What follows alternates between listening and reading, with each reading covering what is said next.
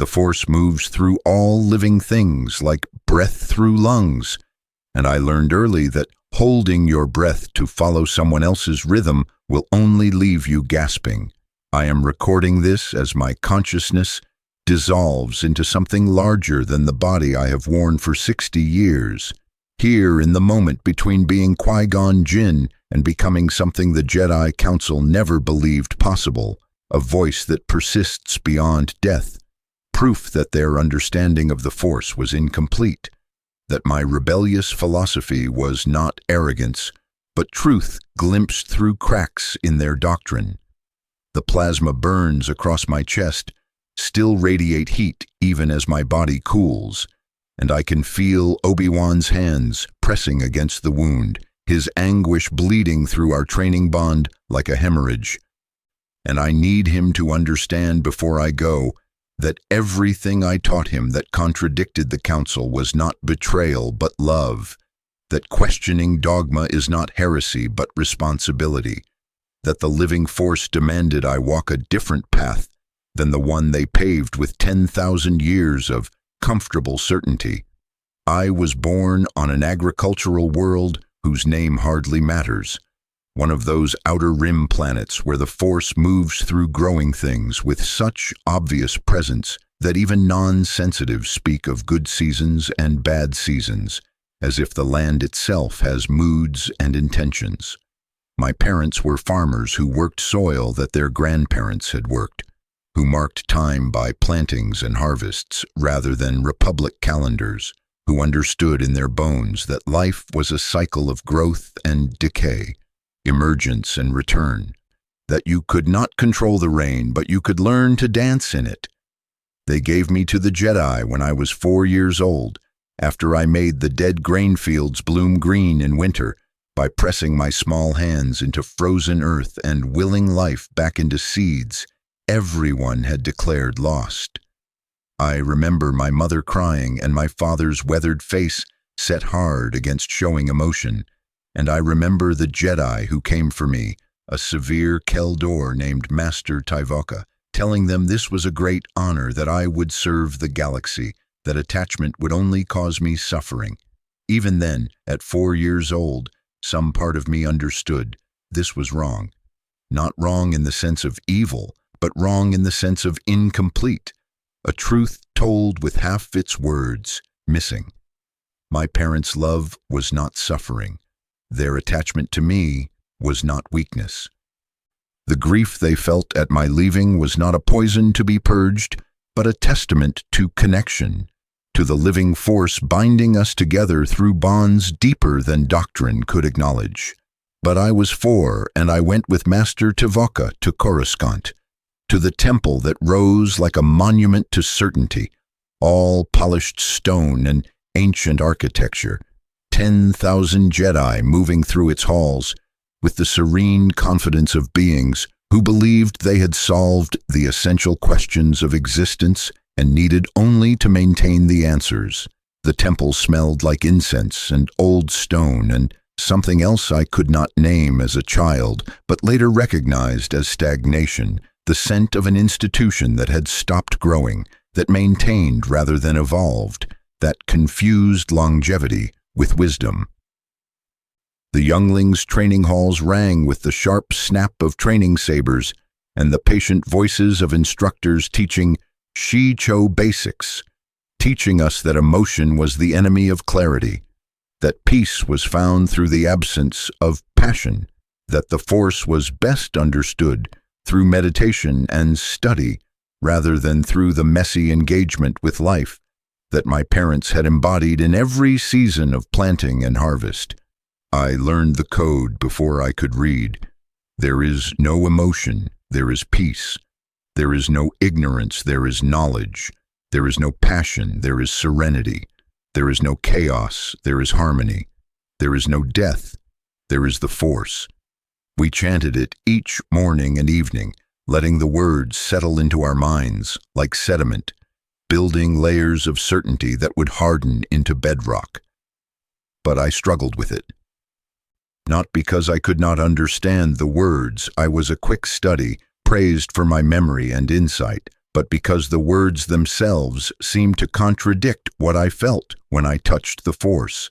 When I meditated as instructed, seeking serenity and peace, I found instead a rushing river of life and death intertwined, growth and decay dancing together, emotions surging through all living things like blood through veins. The Force was not serene. The Force was not peaceful. The Force was vital and wild and urgent, pressing against the temple's careful disciplines like floodwaters against a dam, and I could not understand why we were being taught to resist its nature rather than flow with it. I asked questions, too many questions. The instructors would teach that attachment led to jealousy, and jealousy to suffering, and I would ask why love could not lead to compassion instead, why connection could not strengthen rather than weaken, why the bonds between beings could not be honored rather than severed. They would answer patiently at first, explaining that I was too young to understand the wisdom of generations, that the code had protected the Jedi for millennia. That doubt was the first step toward falling to darkness. But their answers never satisfied because they felt like conclusions presented as axioms, endpoints declared to be starting points, as if wisdom meant no longer asking whether the assumptions themselves might be flawed. Master Tevaka took me as his Padawan when I was 12, after I had cycled through the clan training and demonstrated sufficient skill to avoid being sent to the agricultural corps, though in retrospect, perhaps the agricultural corps understood more about the living force than all the temple masters combined. Tevaka was a formidable Jedi, centuries old, his Wookiee strength combined with force mastery that made him valuable in the political negotiations the Republic increasingly demanded of us. He taught me lightsaber forms with the precision of a being who had practiced the same movements for longer than most species lived, taught me to sense disturbances in the Force and interpret visions, taught me the diplomatic protocols that would allow me to move among senators and planetary leaders as the Republic's voice of wisdom and peace. But he also taught me something else, though I do not think he intended it. He taught me that mastery could become rigidity, that perfection could become paralysis, that knowing the answer to every question meant you had stopped truly looking at the questions themselves. Tevaka had served the Order for 300 years, had seen governments rise and fall, had witnessed the Republic weather countless crises, and his faith in Jedi doctrine was absolute precisely because it had remained unchanged through all that time. He saw permanence as proof of truth, consistency as evidence of correctness, and he could not understand why I kept asking whether circumstances might have changed in ways that demanded new understanding rather than old answers. We traveled the galaxy together for nearly a decade, mediating disputes between worlds, protecting Republic interests, maintaining the peace that the Jedi had guaranteed for 1,000 generations. I saw Coruscant's gleaming spires where politicians played games with billions of lives as stakes, and I saw Ryloth's slave markets where Twi'lek children were sold like livestock, while the Republic looked away because the alternative would have required choosing sides in ways that complicated profitable relationships. I saw the Trade Federation growing more powerful, more willing to use economic leverage as a weapon, more comfortable with the implicit threat of violence, and I watched the Council counsel patience and negotiation, warning that the Jedi must not become warriors, must not allow themselves to be used as instruments of political will. But we were already instruments of political will. Every time we negotiated a trade dispute in favor of whichever party the Senate preferred, every time we enforced a peace that maintained convenient inequities, every time we counseled patience to beings whose suffering was not theoretical but immediate and visceral, we were choosing sides while pretending to stand above the fray. The Council taught that the Jedi served the Force, not the Republic, but in practice we served the Republic's interests while calling it the Force's will. and the distinction felt increasingly hollow. I was 26 when I first openly defied the council.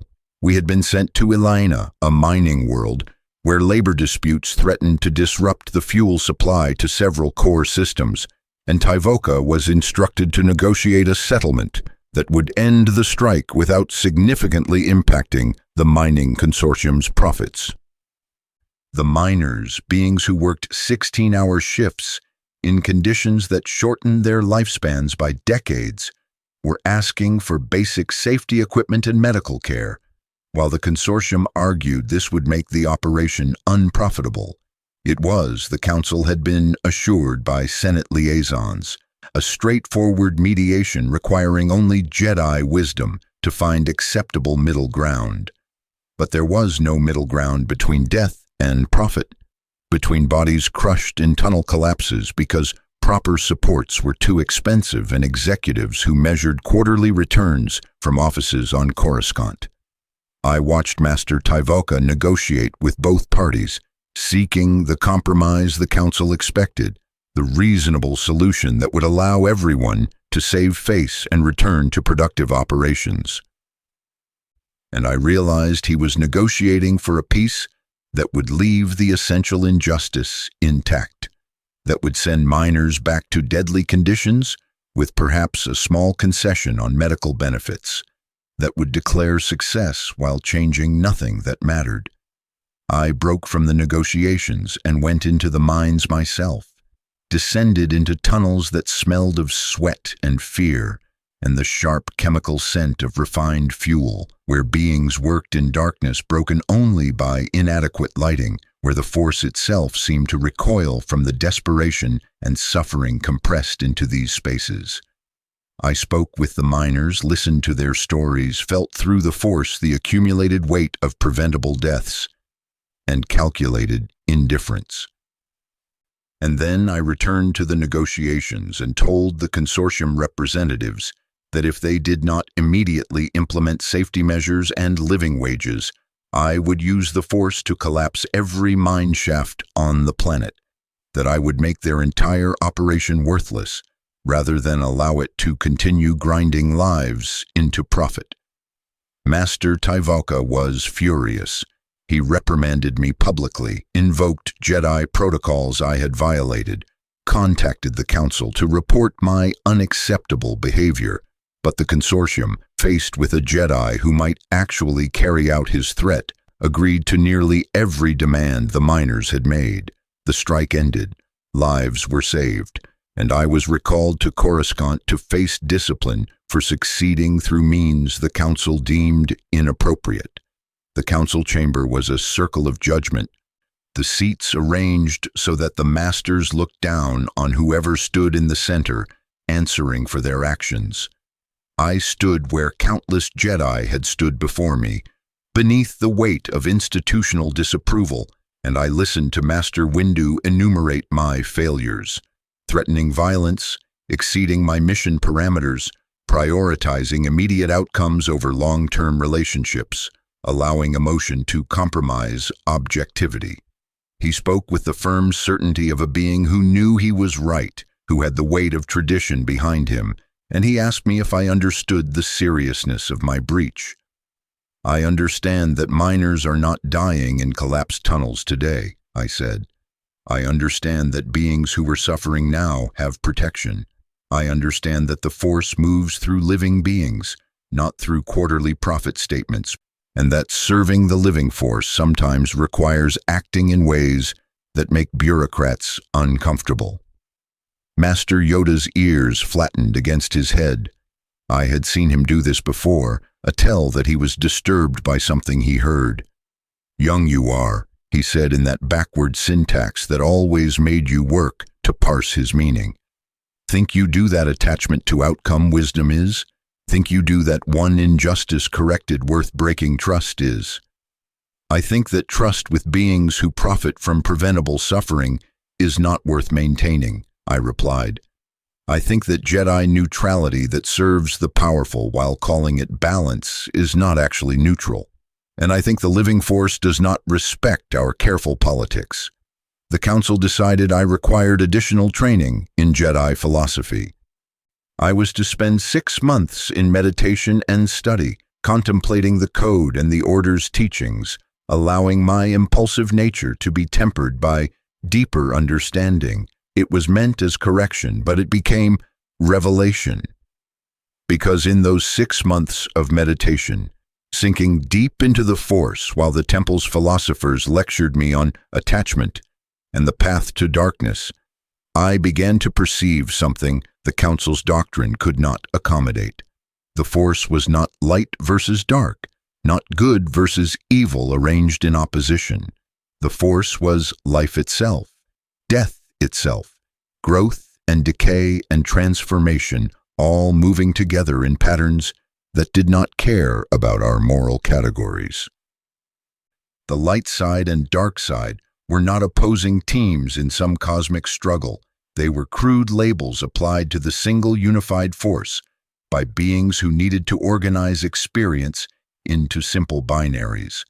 The Jedi had built an entire civilization around resisting half of what the Force was, around declaring that certain emotions and attachments and responses to life were intrinsically corrupting, that mastery meant severing rather than integrating, that wisdom required diminishment rather than wholeness, and the living force, the immediate, present, coursing through everything aspect of the Force that I could feel with every breath, did not recognize these boundaries.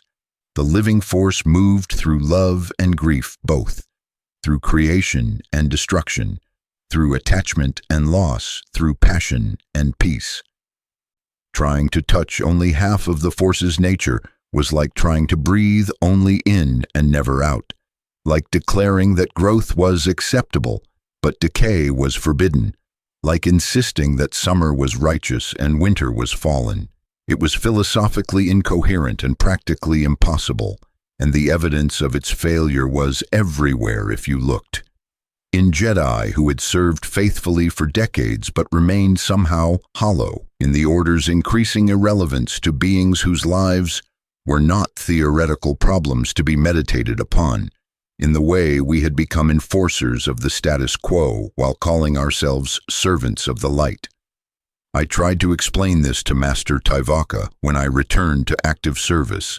I told him that I had meditated deeply as instructed and found not correction but clarity, that the code was not wrong so much as incomplete, that serving the living force required engagement with life as it actually was rather than as doctrine claimed it should be.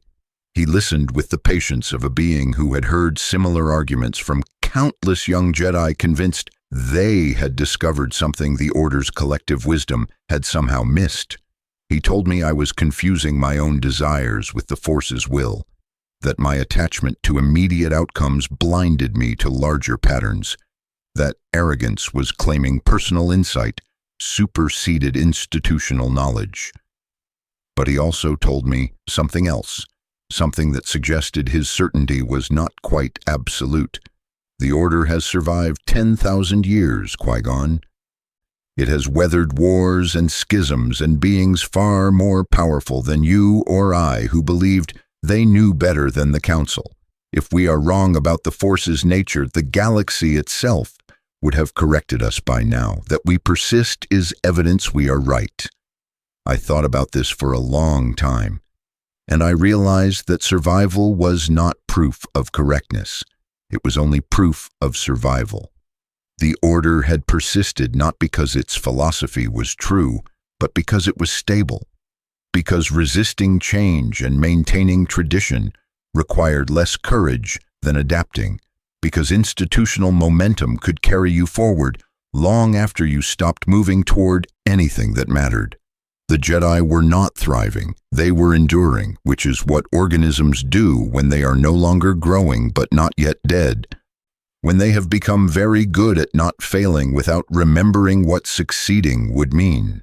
Master Tyvoka died when I was 31, killed during a mission to Beep Fash by criminals who ambushed us despite all diplomatic protocols.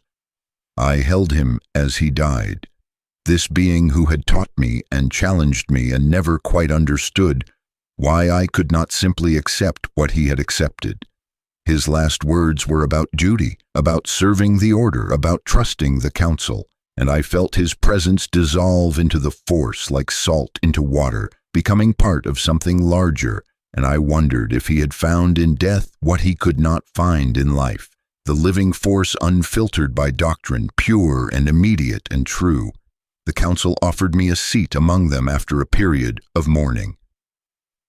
I was recognized as one of the Order's finest negotiators despite my unorthodox methods. My combat skills were exemplary, and my deep connection to the Force was undeniable, even if my interpretation of it made them uncomfortable. Master Windu himself extended the invitation, framing it as an opportunity to shape the Order's direction from within, to bring my perspective to the deliberations that guided all Jedi. I declined. I told them I could serve the Force better in the field than in the Council chamber, that my gifts were better suited to action than administration, that I was honored but felt I would be more useful elsewhere. These were the polite reasons. The real reason was that I could not in good conscience help lead an institution whose foundational philosophy I believed was dangerously incomplete, that I would not participate in perpetuating teachings I thought were preparing Jedi to fail in the challenges that were coming, because I could feel it through the Force, even then, the shadows gathering, the balance shifting, the sense that something massive was approaching that would test the Order in ways our comfortable decades of peace had left us unprepared for. I took a new Padawan instead, a Twi'lek girl named Femor who showed remarkable promise and a tendency toward independent thinking that the other masters found concerning. I trained her as I had been trained in the forms and protocols, but I also taught her what I had learned through defiance, that the living Force should be engaged rather than resisted, that attachment could coexist with duty, that following rules without understanding their purpose was obedience rather than wisdom. She absorbed these lessons with a seriousness that both pleased and worried me, because I was teaching her to question an institution we both depended on, preparing her for a path that would be lonelier than the one the other Padawans walked. We traveled for 7 years, and in that time, I continued to refine my understanding of how the living Force operated. I learned to sense its currents not through extended meditation, but through immediate presence, through opening myself to what was actually happening, rather than filtering experience through expectations of what should happen. I learned that the Force often moved through coincidence and convergence, through beings arriving at the right moment or finding exactly what they needed in ways that seemed random but reflected deeper patterns. I learned to trust these moments rather than dismiss them as mere chance, to follow the living Force's urgings even when they contradicted plans the Council had approved. This got me into trouble frequently. I would be sent to negotiate a trade dispute and end up helping refugees escape persecution because the Force had guided me to meet them. I would be instructed to maintain diplomatic neutrality and instead actively support whichever party I sensed was serving the Force's larger purposes. I would abandon missions the Council deemed priority to pursue what I felt through the Force was more urgent, even when I could not articulate logically why this was necessary. The Council reprimanded me repeatedly, questioned my judgment, suggested I was allowing personal preference to masquerade as Force guidance, but I was also effective in ways their metrics struggled to measure. Conflicts resolved not through compromise, but through transformation, beings whose lives were genuinely changed by encountering a Jedi who treated them as people rather than problems, situations where following the living Force's urgings led to outcomes better than careful planning would have achieved. Master Yoda, in one of our many private conversations, where he tried to understand why I insisted on being difficult, told told me I had a gift for being where the Force needed me, even when it made no rational sense. I took this as both compliment and criticism. He saw the value but considered it too unreliable to serve as foundation for teaching. Femor passed her trials and became a knight, and I felt both pride in her accomplishment and grief that I had prepared her for a path that would bring her into conflict with the institution she served. She came to me after her knighting ceremony and asked whether serving the living force as I taught meant she would eventually have to leave the order, whether the contradictions between my philosophy and the Council's doctrine were reconcilable. I told her I did not know, that I hoped the order could evolve to accommodate broader understanding, but that she should trust the Force more than any teaching, including mine. I took another Padawan, Xanatos, a boy from Telos IV, whose father was a wealthy governor and whose Force sensitivity manifested as extraordinary tactical intelligence and precognitive combat abilities. The Council had concerns about training him. His family's prominence and wealth created attachment issues. His natural confidence bordered on arrogance, but I sensed potential in him that went beyond power. I believed I could teach him to be strong without being rigid, to be confident without being arrogant, to honor his connections while serving something larger than himself. I was wrong. Or perhaps I was right about his potential, but wrong about my ability to guide him. Wrong in believing that my rebellious philosophy could be taught without also teaching the resentment and superiority that made rebellion into mere selfishness.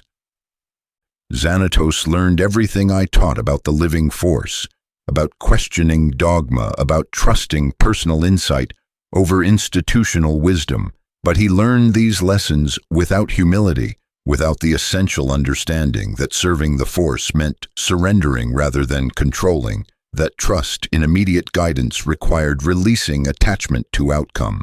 When his father died, killed by political rivals on Telos, Xanatos fell apart. Not gradually, but catastrophically, the grief transforming immediately into rage, the rage into hatred, the hatred into a dark side spiral that happened too fast for me to arrest. He blamed the Jedi for not protecting his father, blamed the Council for their neutrality policies, blamed me for teaching him that following personal instinct mattered more than doctrine, as if this gave him permission to follow his vengeance anywhere it led. We fought on Telos IV, master and apprentice turned enemies, and I felt through our training bond the twisted wreckage of everything I had taught him. He had learned my lessons about the inadequacy of Jedi doctrine and used them to justify rejecting all restraint. He had learned my teaching that the living force moved through passion and emotion, and used this to excuse giving himself fully to rage. He had learned my criticism of the Council's rigidity and transformed it into contempt for any wisdom not his own. I defeated him in combat but could not bring myself to kill him. He was my student, my responsibility, my failure made manifest. He fled into the Telos wilderness, and I returned to Coruscant to report that I had lost a Padawan to darkness, that my teaching methods had proven insufficient or worse than insufficient, that the Council's concerns about my philosophy had been justified. Master Yoda met with me privately in his chambers, in that small space that smelled of marsh plants, from Dagobah and ancient wisdom accumulated across centuries. He did not reprimand me. He did not say, "I told you so," though he would have had every right.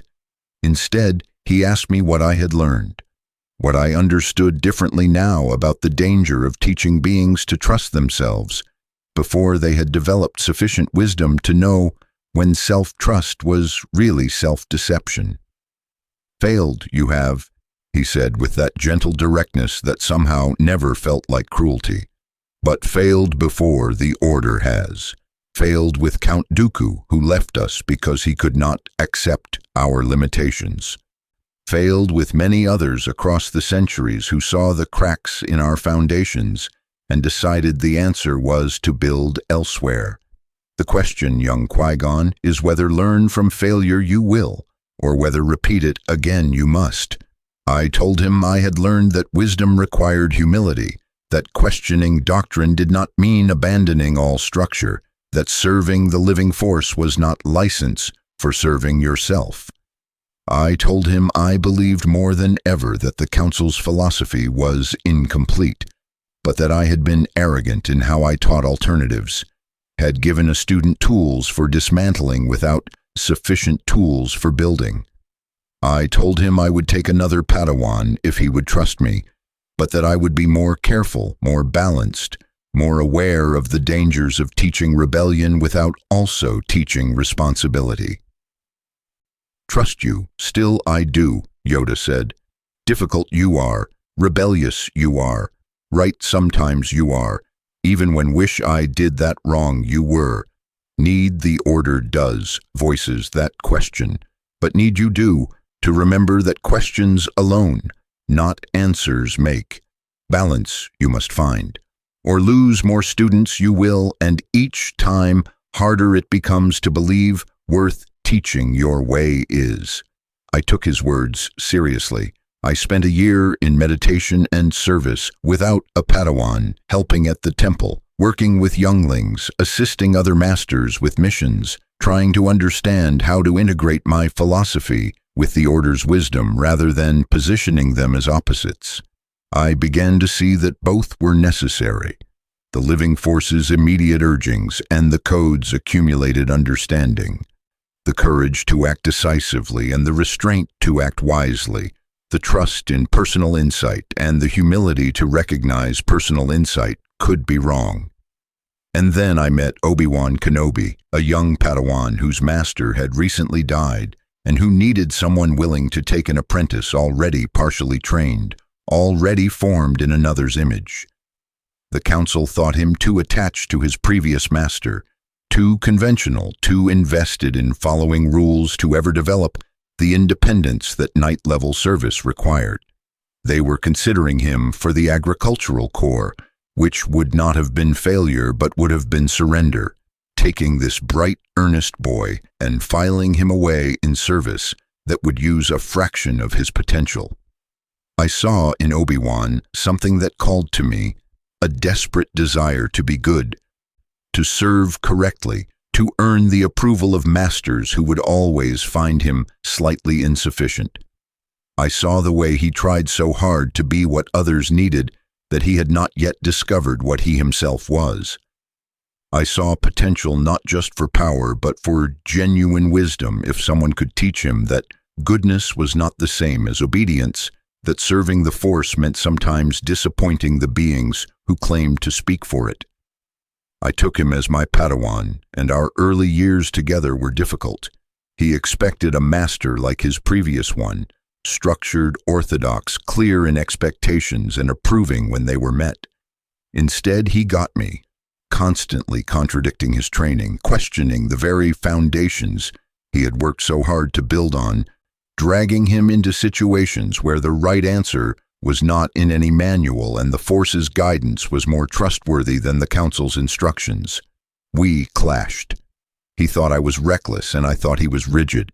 He wanted to follow protocol and I wanted to follow the Force. He needed approval and structure and I gave him questions and challenges. But beneath the conflict, I felt through our training bond that he was growing in ways his previous training had not allowed, that he was learning to think rather than merely obey, that he was discovering his own voice rather than echoing what he had been taught. We were on Bandamir dealing with a mining dispute. There is perhaps a pattern in the galaxy sending me to places where workers are exploited. When events forced Obi-Wan to make his first real choice between the Code and the Living Force's urgings, a group of miners was trapped in a collapsed shaft, and rescue was deemed too dangerous by both the company and the local authorities. The Code would have counseled accepting this judgment, respecting local expertise, not interfering in matters beyond our jurisdiction. But the Force sang with urgency, with the presence of lives hanging in balance, with the sense that we were meant to act. I prepared to attempt the rescue alone, knowing Obi-Wan would not break protocol to join me, but he surprised me. "I'm coming with you, Master," he said, his jaw set with determination that I recognized as genuine choice rather than mere obedience. "The Force is telling me those miners need help more than I need to follow rules about jurisdictional limitations." We saved them. All 14 miners pulled from darkness and certain death by 2 Jedi who decided beings mattered more than protocols. And afterward, sitting in a transport back to our ship, Obi-Wan asked me the question I had been waiting years for him to ask. "Is the code wrong, Master, or are we wrong for not following it?" "The code is not wrong," I told him. "The code is incomplete. It teaches important truths, that emotion can cloud judgment, that attachment can become chains, that peace is preferable to chaos. But it teaches these truths as absolutes when they are better understood, as tensions to be balanced. The living Force moves through the messy middle ground the code's certainties try to eliminate. Our job is not to abandon the code, but to understand what it's reaching for and then reach beyond it." He thought about this for a long time. "That sounds like the kind of thing that gets Jedi in trouble with the Council." "It does," I agreed. "Frequently. But the alternative is becoming very good at following rules while forgetting why the rules existed in the first place, becoming very wise about doctrine while becoming very stupid about life." We continued training together, and I watched him evolve from the rule-following initiate he had been into something more complete, a Jedi who could honor structure while recognizing when structure served and when it constrained, who could value the Council's wisdom while trusting his own insights, who could be both disciplined and flexible, both humble and confident. He was becoming exactly what I had hoped Xanatos might become, and I felt simultaneous pride in Obi-Wan's growth and grief for the student I had lost to darkness. Then we went to Naboo, and everything accelerated toward the confrontation. I could feel the Force arranging. The Trade Federation had blockaded the planet over a tax dispute, though it was really about the Senate's inability to regulate corporate power, really about the Republic's slow decay from institution-serving beings to theater-performing stability. We were sent to negotiate, and I felt through the Force immediately that negotiation was not what we were there for, that something much larger was moving, that this seemingly minor conflict was actually a convergence point. I found the boy on Tatooine while seeking parts to repair our damaged ship. Anakin Skywalker, 9 years old, slave to a Toydarian junk dealer, unconsciously using the Force with more raw power than I had ever encountered.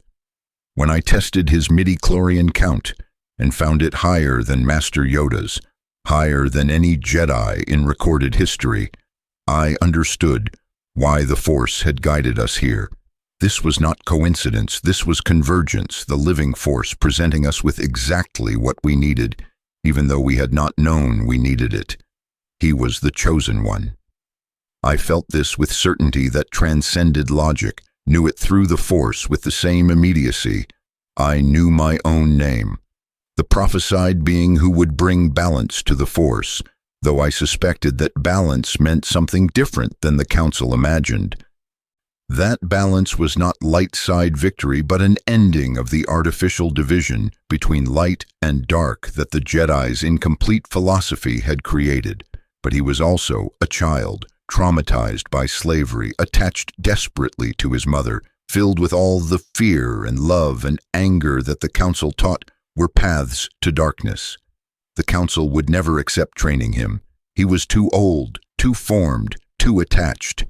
By their doctrine, he was already compromised, already showing warning signs of the fall they feared.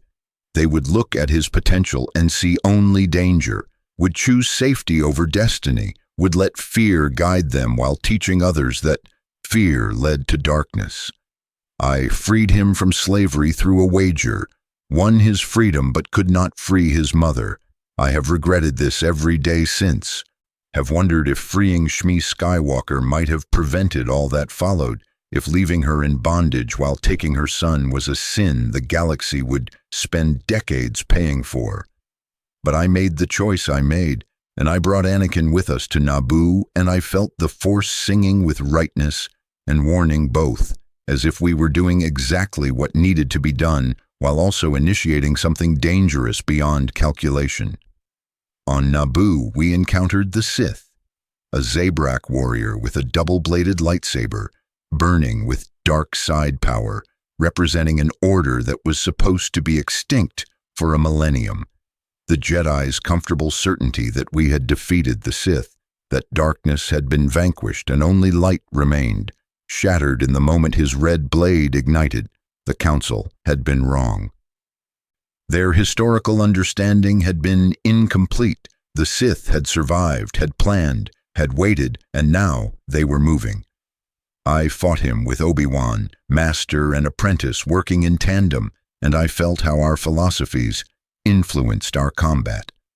Obi-Wan fought with perfect form, disciplined technique, exactly as he had been trained, and he was good, very good, but somehow not quite present, as if part of him was still back in the temple, being evaluated on his performance.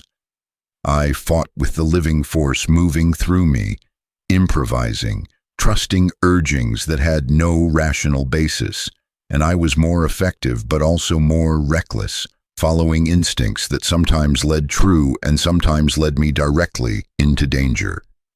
An energy barrier separated us temporarily, and I used the pause to meditate, to sink into the Force more deeply, to prepare for what I sensed was coming. Obi-Wan paced, channeling his anxiety into motion, staying alert and ready. Two different approaches to the same crisis, neither wrong but both incomplete without the other. The Jedi needed both, needed beings who could trust the living force's urgings and beings who could maintain discipline when urgings led astray. But the Council only valued one approach and distrusted the other, and this imbalance was itself a failure of balance. The barrier dropped.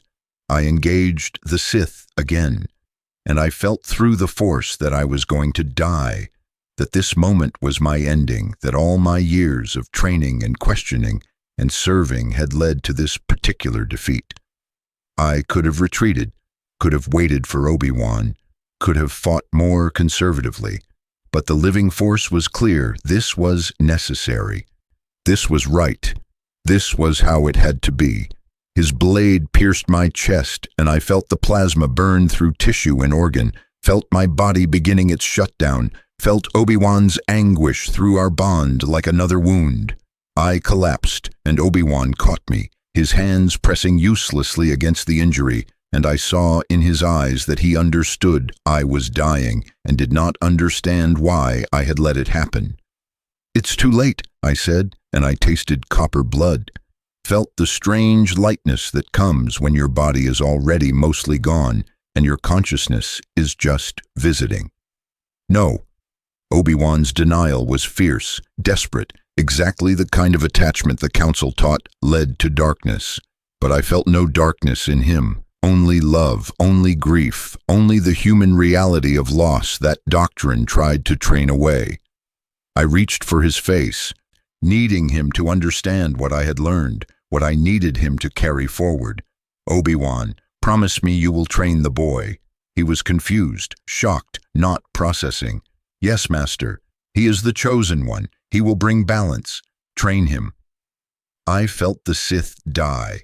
Obi-Wan had killed him, had let rage fuel his combat in a way that should have been dark side corruption, but was really just love expressing itself through violence. Grief made kinetic. The Council would say this proved attachment was dangerous, that emotion compromised judgment. But Obi-Wan had not fallen. He had loved and lost and fought through grief and remained himself, remained light, remained Jedi, despite experiencing everything the doctrine taught would destroy him. This was what I needed him to understand. This was what I needed him to teach Anakin.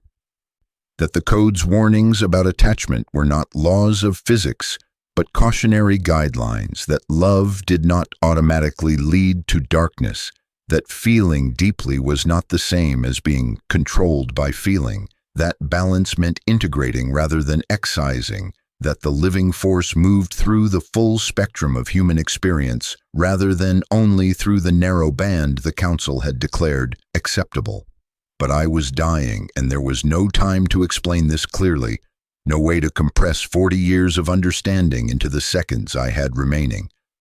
I could only hope that he had learned enough through our training together, that he would remember my teaching when the Council tried to make him orthodox, that he would be for Anakin what I had tried to be for him, a master who trusted the living force more than doctrine, who honored the student's humanity more than institutional expectations. He is the chosen one, I repeated, needing this to anchor in his mind before I let go. He will bring balance to the force. Train him.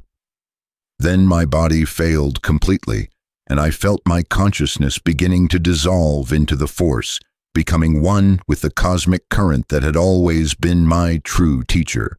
But something unexpected happened.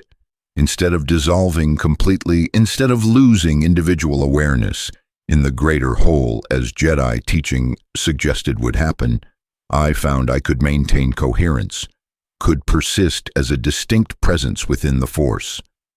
I had discovered something the Council's doctrine had missed, that consciousness could continue beyond death, that the Force allowed for persistence of identity if you understood how to release the body while holding the essential self. I heard Obi-Wan's voice, "No, no, Master," and I wanted to tell him it was all right, that I was not gone but transformed, that death was not ending but transition, but I could not speak yet. This new form of existence was too unfamiliar, required learning new ways of manifesting and communicating. I would need time to master it, to understand how to return as a voice he could hear. But I would return. I would teach him from beyond death what I could not fully teach him in life. I would help him understand what the Council could not, would guide him in training Anakin, would prove through my very persistence that the Jedi's understanding of the Force was incomplete. I watched from my new existence as Obi-Wan fulfilled my dying wish, as he insisted to the Council that he would train Anakin despite their objections, as he took my rebellious philosophy and tried to integrate it with his orthodox training, creating a synthesis that was neither my path nor the Council's path, but something uniquely his own. He struggled, constantly torn between honoring what I had taught him and maintaining the structure the Council demanded. He was too rigid with Anakin sometimes, applying rules where intuition would have served better, but he was also more flexible than any other master would have been, making space for Anakin's emotional intensity that orthodox doctrine would have forbidden. I watched the Clone Wars begin, watched the Jedi become generals, watched the Order pulled into exactly the kind of political military entanglement I had warned against.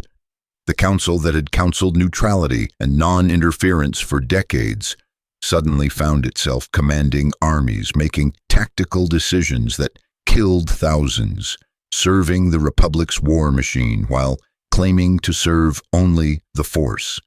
The contradiction was massive, the compromise of principles total, and I saw masters struggling to justify actions that contradicted everything they had taught about Jedi purpose.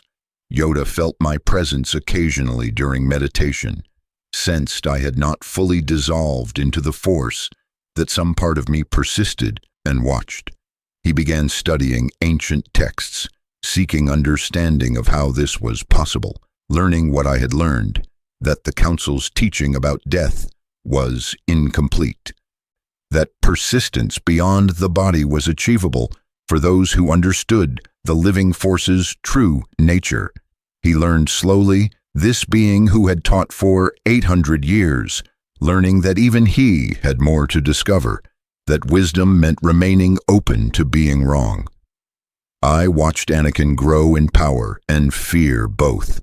watched him struggle with attachments the Council forbade but the living force honored, watched him make increasingly desperate choices as the war ground on and loss accumulated. And I saw the fundamental problem. He had been trained in orthodox Jedi doctrine by a master who was himself conflicted about that doctrine, given rules that contradicted his nature by teachers who could not acknowledge that nature might be valid. He needed what I might have given him, permission to be fully human while still being Jedi, teaching that integrated passion and serenity rather than demanding one while forbidding the other. But I was dead, unable to intervene directly, limited to the voice I could sometimes manifest for Yoda and Obi-Wan, unable to speak to Anakin who needed guidance most. I watched him fall, watched him choose Palpatine's lies over the Jedi's incomplete truths, watched him become Darth Vader and slaughter the Order that had never quite known what to do with him. And I felt responsibility for this too, because I had insisted he be trained, had sensed his potential without fully perceiving his danger, had believed the chosen one would bring balance without understanding balance might require destroying everything before rebuilding. Order 66 came and I felt through the Force as thousands of Jedi died, as the Order I had served and questioned and loved was virtually extinguished in a single coordinated purge. The Council's certainty, their belief that they understood the Force and political reality, their comfortable assumption that the Republic would never turn against them. All of it had been false security. All of it had left them vulnerable. All of it had proven that questioning doctrine was not arrogance, but necessity. But I also felt grief for them, for all those Jedi who had served faithfully according to their understanding, who had done their best with incomplete philosophy, who had genuinely tried to serve the light, even when their teaching about what light meant was too narrow. They had been wrong about many things, but they had not been evil. They had been limited, not malicious. They had failed to evolve, but they had not deserved this extinction. I learned to manifest more clearly as a Force ghost, to appear and speak to the few Jedi who survived, to teach them what I had learned about persistence beyond death. Yoda came to understand it through study and meditation, learning to hear my voice and eventually to follow the path I had discovered.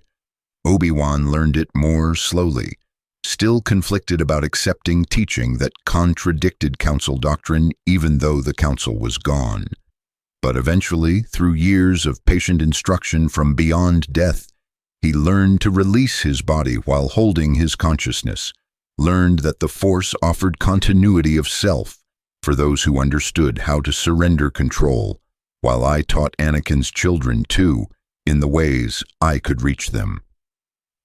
Luke I could speak to directly once Obi-Wan had learned to manifest me as more than just a voice, and I found in him something his father had lacked. Humility born from growing up ordinary rather than being told from childhood he was chosen for greatness. He listened to my teaching about the living Force with openness his father had never quite managed, understood instinctively what I meant about following the Force's urgings rather than doctrine's demands, felt through our connection that balance was not about suppressing emotion, but about integrating it with wisdom. But I also saw in Luke the same dangerous attachment that had destroyed Anakin, the same love for his friends that made him willing to sacrifice everything, the same inability to accept loss that led to desperate choices.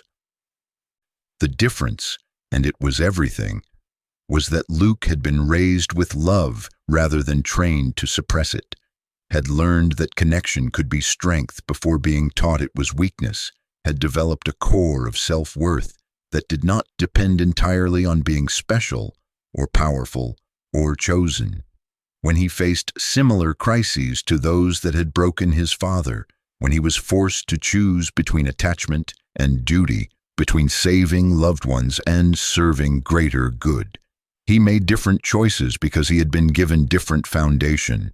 I watched Luke refuse to kill Vader, watched him throw away his lightsaber and face the Emperor unarmed, watched him choose connection over safety and somehow, impossibly wonderfully, succeed where the Jedi's rigid detachment had failed.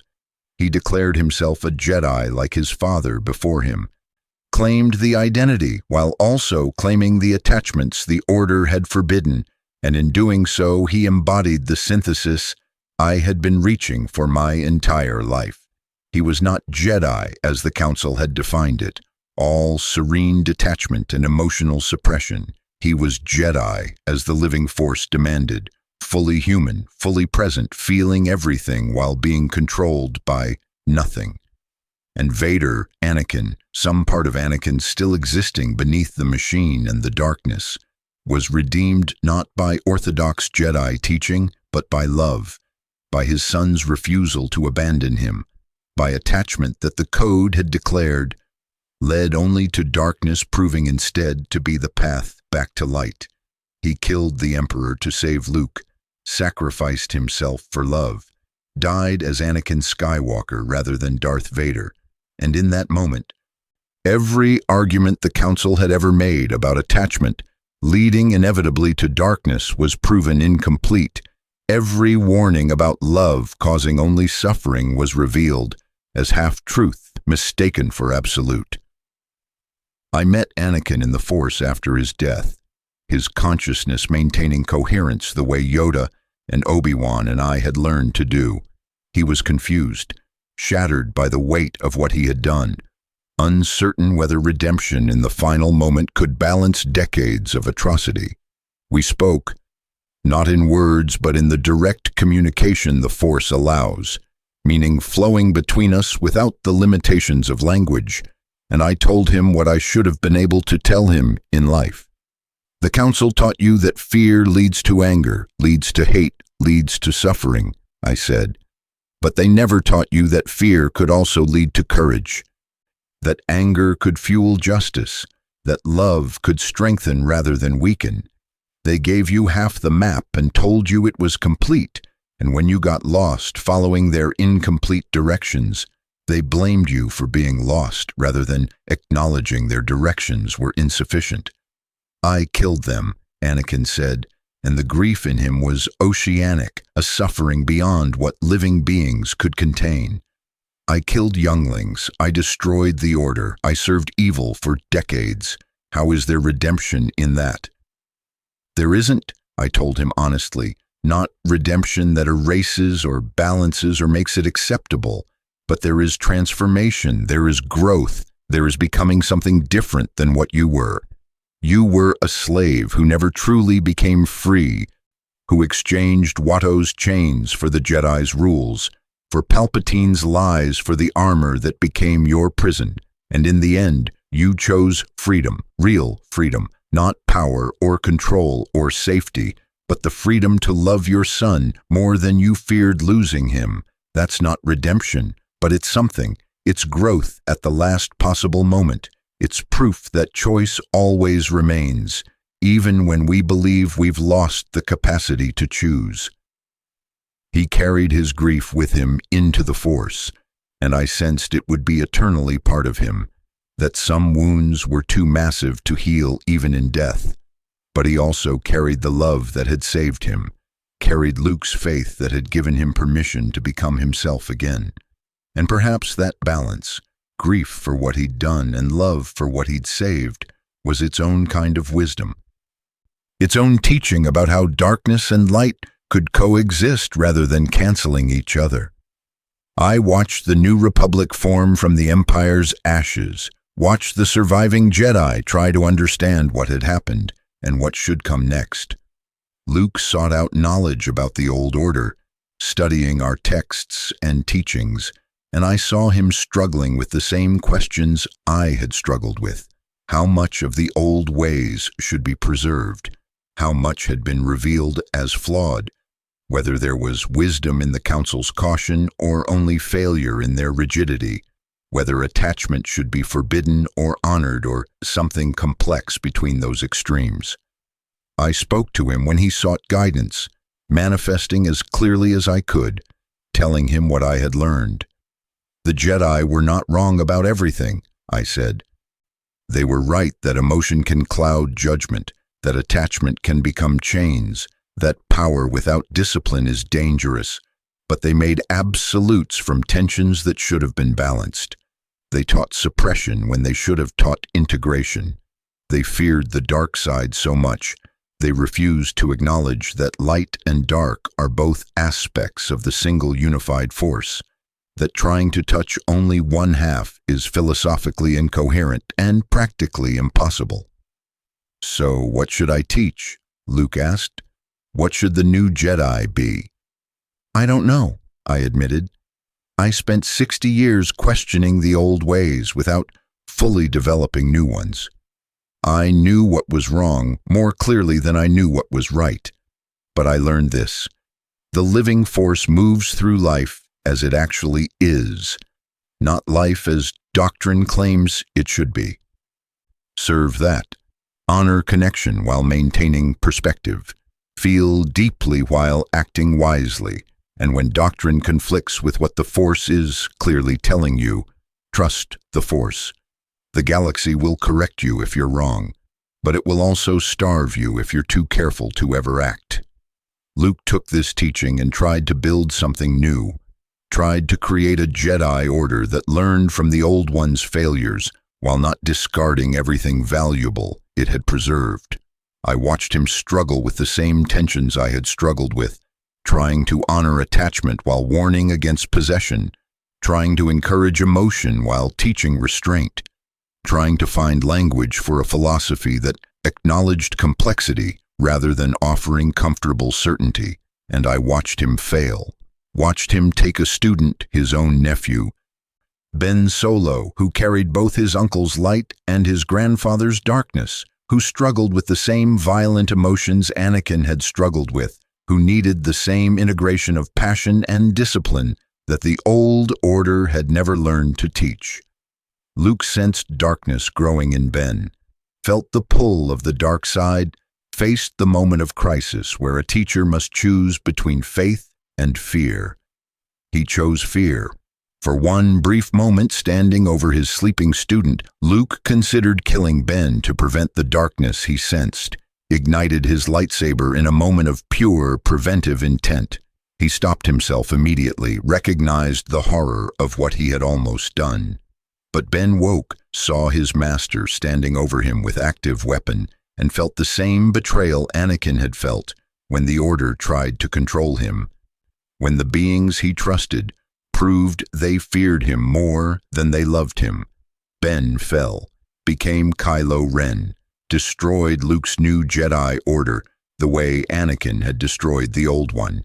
And Luke, broken by this failure, by the realization that he had repeated the same essential mistake the Council had made, responding to fear of darkness with control rather than connection, exiled himself and gave up, decided that the Jedi should end because their teaching seemed to create the very darkness it claimed to oppose. I spoke to him in his exile, appearing on Ahch-To, where he had gone to die, telling him what I had learned through a century of existence, both living and dead. The Jedi were flawed, I told him. The Order made mistakes. Your Order made mistakes. You made mistakes. But the solution is not to give up, not to decide that because perfect success is impossible, we should stop trying. The living force demands engagement with life, demands that we keep acting and learning and growing even when we fail, especially when we fail. I created Kylo Ren, Luke said, his voice hollow with guilt I recognized from my own decades of carrying failure. I sensed darkness and I responded with fear, and my fear created exactly what I was afraid of. Maybe the galaxy is better off without Jedi, without beings who claim to serve the light while creating monsters. Kylo Ren had choices, I said. The darkness you sensed was real, was already growing before you lit that saber. You made a mistake, a terrible mistake, but you didn't create him any more than I created Vader by training Anakin, any more than the Council created Vader by training him poorly. We influence, we fail, we contribute to outcomes. But beings make their own choices, and Kylo Ren chose darkness. Your mistake was giving him justification, not creating the capacity. It doesn't feel different, Luke said. No, I agreed. It doesn't. Failure feels the same whether you caused it entirely or only partially. Guilt weighs the same whether deserved completely or only in part. But the difference matters, Luke, because if you caused it entirely, then giving up makes sense. But if you only contributed, then giving up means abandoning everyone else who needs what you might yet become. He struggled with this, torn between his pain and his responsibility, between his failure and his capacity to keep trying. And then his sister Leia sent Rey to him. And this girl, powerful in the Force, hungry for teaching, connected to something larger than herself, gave him reason to act again, reminded him that the living Force kept presenting opportunities, even when we believed we had exhausted our chances. Luke trained Rey, taught her what he had learned from me and Obi-Wan and Yoda, taught her about the Jedi's failures and successes both, taught her that the Force was larger than light versus dark, that balance meant integration rather than victory, that the old ways had wisdom but also blindness, and Rey absorbed this teaching with the same openness Luke had shown, the same willingness to question received doctrine, the same trust in immediate Force guidance over institutional authority. And when she faced Palpatine, somehow returned, somehow surviving, the Sith proving as persistent as I had proven, she did not defeat him through orthodox Jedi technique or through superior power. She defeated him by accepting help from all the Jedi who had come before, by opening herself to connection, rather than maintaining the isolated individual excellence the old order had prized. She heard our voices, mine and Yoda's, and Obi-Wan's, and Anakin's, and Luke's, and 100 others, all of us speaking through the Force, all of us offering strength through connection.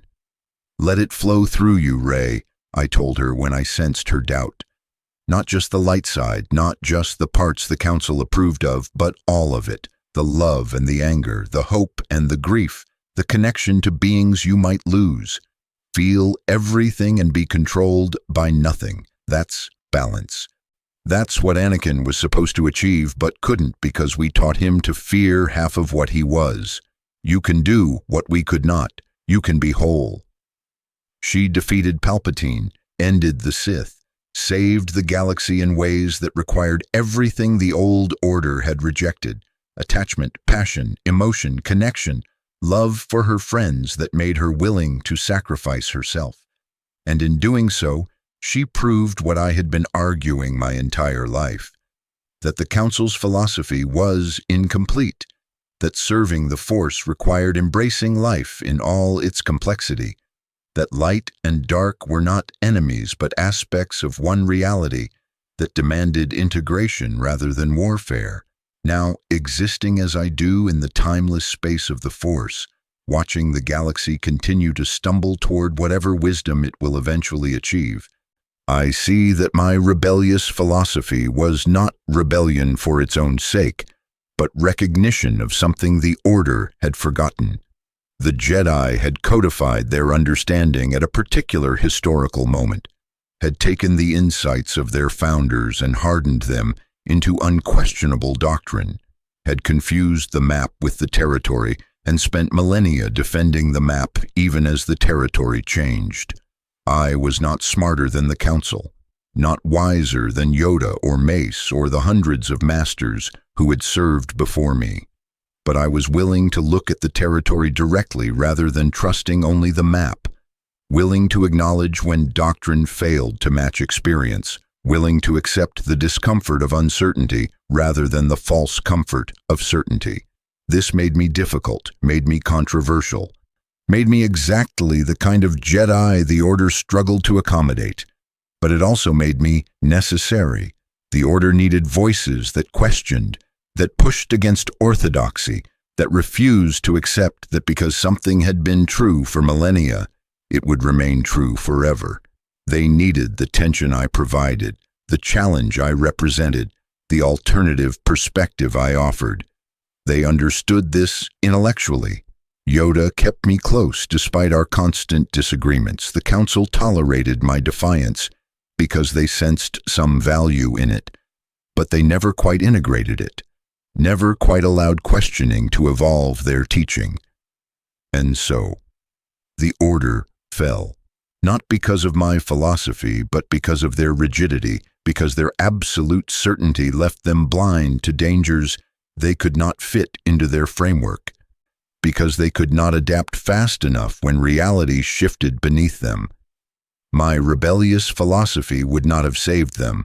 The forces arrayed against them were too massive, too well planned, too deeply embedded.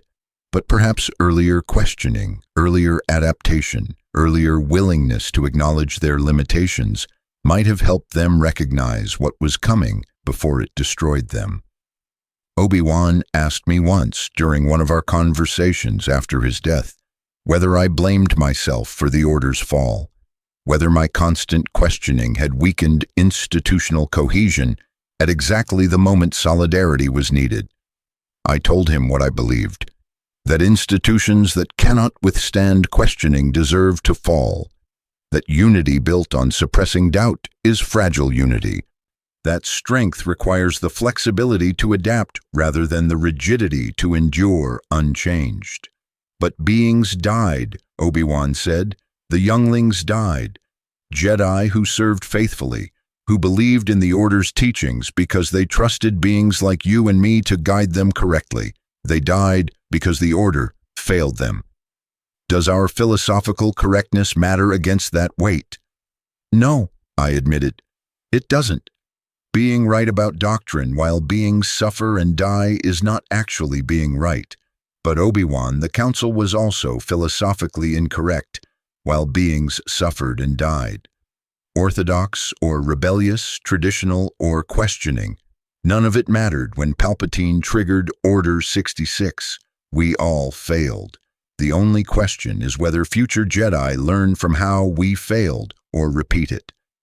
He accepted this, and I felt through our connection that he carried similar guilt, that we were both teachers who had survived our students' destruction, who had shaped beings who then fell or died, who had to live with the weight of influence imperfectly exercised.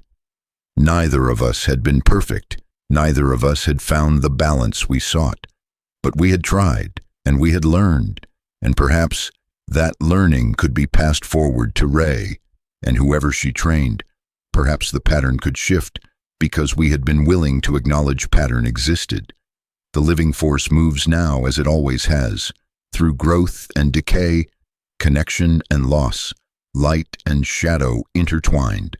The Jedi persist in Rey, in the teaching she carries forward, in the students she will train if she chooses that path. And the philosophy she will teach will be neither the Council's orthodox doctrine nor my rebellious questioning, but some synthesis that honors both, that takes the wisdom of tradition and the courage of innovation and weaves them into something new. This is what I learned, what my 60 years of life and century of death taught me, that truth is not destination but journey, that wisdom is not answer but question, that the Force honors those who remain open to being wrong more than those who cling to being right.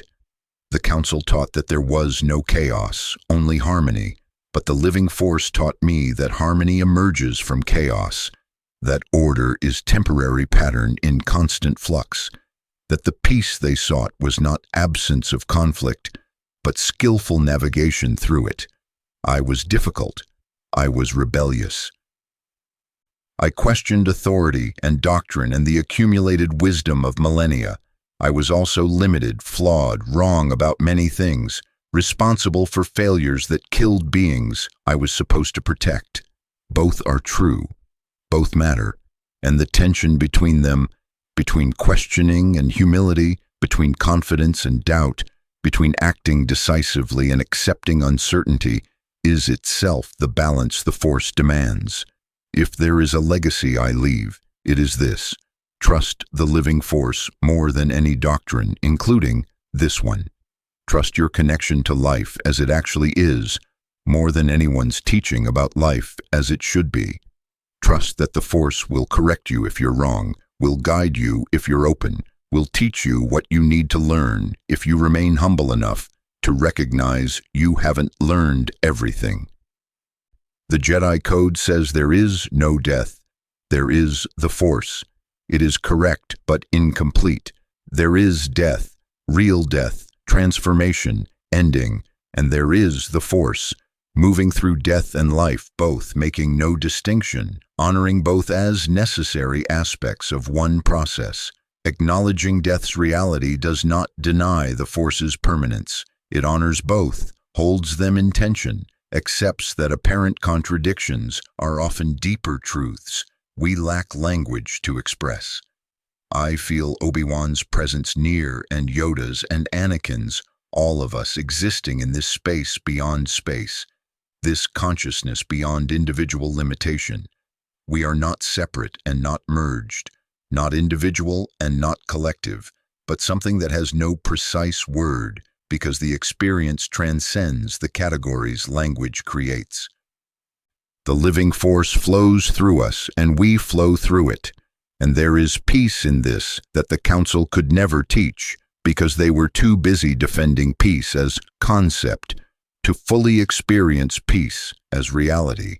I see Rey considering whether to rebuild the Jedi Order, whether to take students, whether to formalize teaching into institution again. And I want to tell her to resist that temptation, to remember that the Order fell because it became institution before remaining movement, became structure before remaining fluid, became answer before remaining question. But I also recognize that beings need structure, that passing teaching forward requires some formalization, that complete fluidity is as impractical as complete rigidity. So instead I will tell her this: if she asks, build something, but build it knowing it will need to be torn down. Teach wisdom, but teach it knowing your students will need to surpass you. Create structure, but create it knowing the living force will demand flexibility. And most of all, trust that the force is large enough to contain your failures, patient enough to allow your mistakes, and creative enough to make even your errors serve larger patterns you cannot perceive. The twin suns that burned over Tatooine are setting again, as they have for billions of years, as they will for billions more, indifferent to Jedi and Sith, to Empire and Rebellion, to all the drama we act out beneath their light. The desert wind carries sand that erodes even stone given time, teaching that permanence is illusion and change is the only constant, and the Force moves through all of it, the suns and sand, the beings who suffer and hope and struggle and love, the institutions that rise and fall, the doctrines that crystallize and shatter, making no judgment, offering no condemnation, simply being what it is, life itself in all its terrible beauty and beautiful terror. I am Qui-Gon Jinn. I was a Jedi who questioned the Jedi. I was a teacher who failed students while succeeding with others. I was a being who trusted the living force more than doctrine and was sometimes right and sometimes catastrophically wrong. I died on Naboo fighting a Sith who should not have existed, killed by darkness that orthodox teaching had declared vanquished, proving that comfortable certainty is dangerous regardless of which philosophy offers it. And I persist, not because I was special or chosen or perfect, but because I learned to release control while maintaining essence, to surrender the body while holding the self, to let go of everything while remaining present. This is the gift I offer to any who come after, that death is not ending, that consciousness can continue, that the Force allows for persistence if you understand how to flow with it rather than against it. The Council taught that there is no death, there is the Force, and they were right. They were just more right than they understood, more correct than their doctrine allowed them to express. There is no death, because death is transformation rather than termination. And there is the Force, eternal and immediate, cosmic and intimate, dark and light, and everything between, and all of it sacred, all of it worthy, all of it demanding that we engage fully, even knowing we will fail partially, that we love completely even knowing we will lose eventually, that we remain open even when certainty would be more comfortable.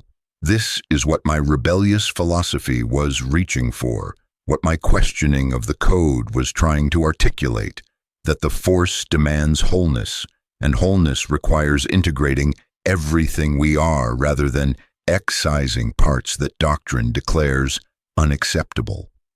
It is a philosophy that makes you difficult, that costs you comfort, that leaves you uncertain and questioning and constantly reevaluating. But it is also a philosophy that makes you present, that connects you to life as it actually is, that allows you to flow with the living Force rather than resisting it in service of dead certainty. May the Force be with you, all of it. The light and the shadow, the peace and the chaos, the wisdom and the doubt. May you have the courage to engage with life fully, to question doctrine honestly, to trust yourself humbly, to fail gracefully, to learn constantly. May you be difficult when difficult is needed, flexible when flexibility serves, certain when certainty matters, and doubtful when doubt is wisdom. And may you flow with the living Force, wherever it takes you, whatever it demands, however it transforms you. Because serving the Force is not about following rules or maintaining doctrine or being perfectly light or successfully suppressing darkness. Serving the Force is about being fully alive, fully present, fully yourself in all your complexity and contradiction, and trusting that life itself is the teacher, that the Force moves through experience itself. That wisdom is not destination, but journey. The truth. I defied the council not because I was arrogant, but because the Force showed me what their doctrine could not see, that life is larger than their categories, that balance requires integration, not suppression, that attachment can be sacred and emotion can be wisdom and questioning can be faithfulness. They were not evil, just incomplete, teaching half-truths as absolutes, building 10,000 years of certainty on unexamined assumptions. I failed students by being too rebellious without sufficient structure, succeeded with others by trusting the living Force over orthodoxy, and died proving that even correct philosophy doesn't guarantee survival. But I learned to persist beyond death, to teach from the Force itself, to show that consciousness continues if you release control while maintaining essence. My legacy is permission, permission to question, to feel, to connect, to trust immediate guidance over received doctrine, to be fully human while serving something larger. The Jedi Code was not wrong, it was incomplete, and acknowledging incompleteness is not betrayal, but love, not weakness, but wisdom, not heresy, but the truest faithfulness possible.